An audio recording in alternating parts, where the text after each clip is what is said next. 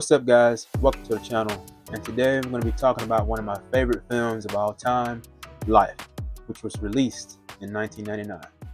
Life is one of those movies that is such an iconic experience, to the point where you can say a line from the film said by the main two characters or by side characters, and I know exactly what movie you're talking about. It's just that memorable.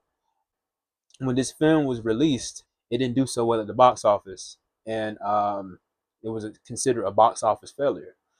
And so people just, I guess, people weren't ready for this movie. It just kind of came and went.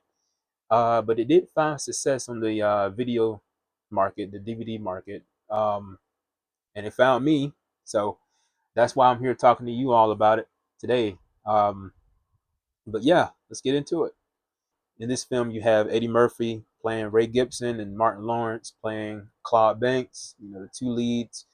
And there's also, Bernie Mac in here as Jangale. You got Miguel A. Nunez Jr. in here as Biscuit.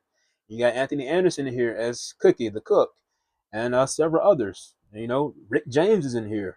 Bokeem Woodbine is my favorite character. Can't get right. He's in here. Even though he doesn't have any lines, he's still memorable. His facial expressions, how he acts, it works. It works, and it's funny. It's a very funny character. It's a very memorable character. And you also have the warden, and then his sidekick, the black sidekick character. As mentioned before, this film stars Eddie Murphy and Martin Lawrence as Ray Gibson and Claude Banks, who are traveling from New York as they got into a little trouble, by Spanky Johnson, played by Rick James, who I didn't know who he was when I was a kid. I was like, that's Rick James?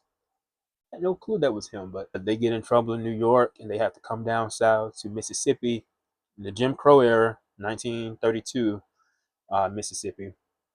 And they have to sell this alcohol, sell this booze to pay off their debts.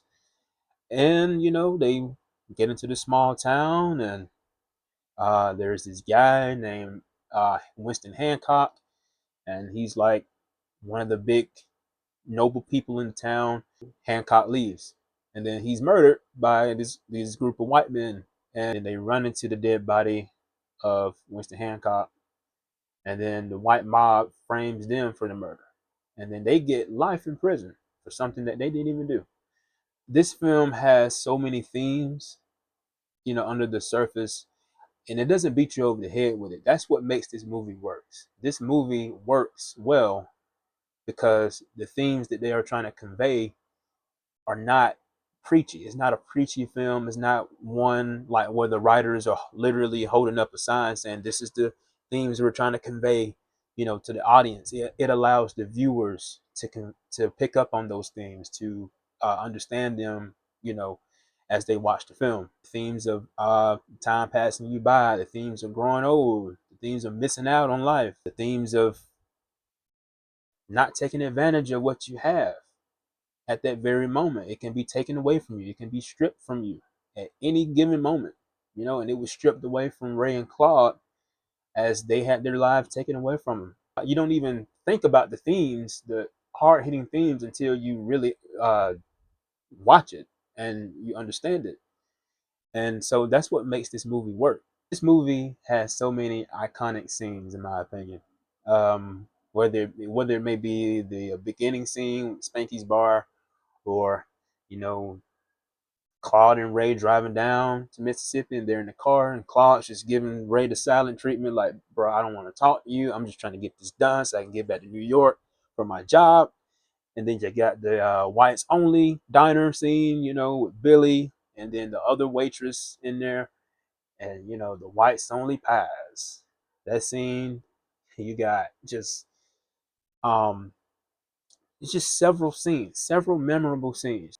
But the most memorable scene, in my opinion, from this film has to be the prison brawl sequence and the cafeteria sequence, as Ray and Claude are in there, and all the other prisoners as well, the main characters in the film, and you got each and every one of them telling each other why the reason why they're in there to begin with, and it gets to Ray and Claude's turn, and they come up with the lie on the spot saying that, oh, we went on a violent killing spree. You know, we went around the country just killing people. Y'all ain't heard of Claude and Ray and Claude? And the prisoner's like, no, you know, it's just so funny. And then you get the moment. There's a prisoner in there named Goldmouth. And Goldmouth, he says to Claude, he asks him, you gonna eat your cornbread? And Claude's scared. He's like, you talking to me? And then Ray's like, I think he's talking to you. And Claude says, you know what? No, I don't want it. In fact, I want you to have it. Would you mind passing this down to and then Ray's trying to step in and take up for his friend, quote unquote. And you know, Ray's like, he can get up and get his own cornbread. And Claude says, no, he can have the cornbread, Ray. I don't need you to take up for me. I can handle myself. If he wants the cornbread, I'm gonna have the cornbread. No, man, get up. He gonna get up and get his own cornbread. You eat your cornbread. And then Goldmouth says to Ray, maybe I ought to eat your cornbread. and then Ray's that sets him off. That sets Ray off. He's like, motherfucker, you can't have my cornbread. That's for damn sure. Because if you try to take my cornbread, part 2 of my killing spree gonna begin up in here on your ass right now. and so you know, Ray's going off, and Goldmouth's just smiling at the other prisoners because he knows what's about to happen, and it leads to the brawl. And you know, Eddie Murphy's just flying back into the prisoners' arms, and they give their little quips and things, and you know, they throw him back to Goldmouth, and but that scene in itself, memorable. It's a memorable scene. Um, that's probably the main scene everybody takes from this film. The main scene everybody remembers from this film.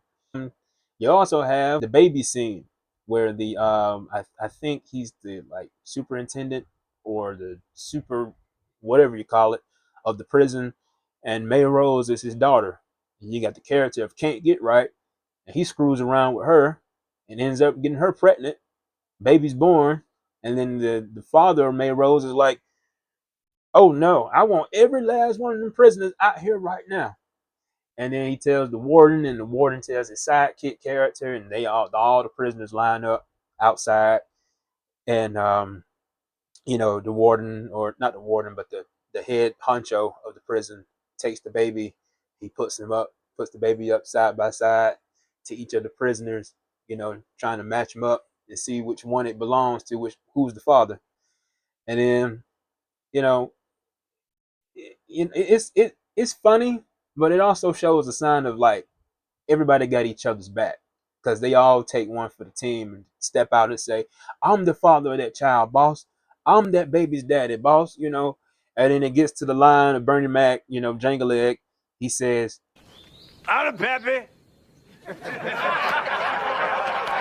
and everybody just breaks character. And I believe that was a genuine moment on set. That had to be a genuine moment on the set. Um, you know, he just broke everybody. Everybody just started laughing, and you know, that's what I like about this movie. It just seems so genuine. Like everybody had a great time. Set had good vibes, and that those vibes carried on to the screen. You know, for us, the audience, to experience and pick up on. And that's what I like. That's what I like about this film. This film has several heartbreaking scenes as well. You know, the death of Biscuit, Ray Claude's escape, you know, attempts. Even though it's funny in the moment, it's sad when you really look at it because they're trying their best to get back home. They're trying their best to leave. They're trying their best to get back to the norm, and they're stuck down there. There's nowhere to go. You have the montage scene in the film where all the other prisoners are fading away, and it's just Ray and Claude and the older guy that was in there since he was 13. I can't think of his name, but you know, that whole montage scene of just seeing all the prominent characters that the film follows just fade away into time. You know, that really gets you. It's like, oh man, you know, all these guys are gone. It's like 1971, 72 after the end of that. And, you know, Ray and Claude are old. They were in there for 28 years at that point. This film has an amazing soundtrack as well. You have several artists. You have Maxwell on here and a couple of other artists that I can't think of at the moment. And especially if you are an R&B fanatic, you know, you're going to enjoy this soundtrack. But my favorite song from this movie soundtrack is Life by Casey and JoJo. Um, and that song, man, I love it. It's in my top picks playlist. It's in my gym playlist. Um, it's a great song. As it describes, not you don't have to be in prison to feel like you're in prison. The downs in life, the negatives in life that you experience can make it seem like you are in a prison, like life itself is a prison sometimes. And that's how the song describes the issues and things like that. um it makes you think about all those things you had to experience and all those things you had to endure, but you can't allow that to stop you from reaching your full potential. You can't allow that to define who you are. You got to keep your head up and keep going in life, because we all go through things and we all experience things, but can't let those negatives outweigh the positives. And that's what this song, whenever I listen to it, I think about everything that I've been through so far in life, and I just keep going. You know, it's just the song itself is, it may be a downer song for some. You may feel down listening to it, but for me, I think about my experiences in life, and then I just look towards the future, look towards the positive, look toward whatever life has in store for me. I don't think about the negatives as much. I just keep going, and that's what you gotta do. That's what you have to do, because we only get one shot at this thing called life, and you just gotta roll with it. But yeah, amazing soundtrack. I love it. It's one of the best. This movie isn't perfect. If I had to say one thing bad about this film, it has to be some of the jokes. Some of the jokes don't land, um, in today's standards. Sometimes they fall a little flat, but it's still a great film. Some folks may find themselves offended by some of the jokes in this movie. But it was just the time it was released, the late 90s, early 2000s. The world was different then. There was a different world, and things were said that shouldn't have been said.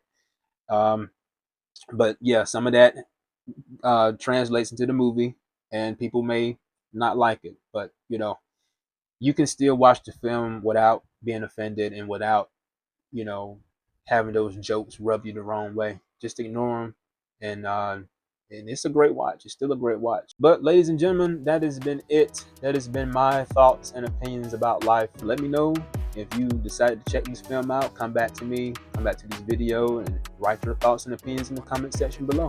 Tell me what you think about it. Is it one of your favorites of all time? Do you love it now for my recommendation?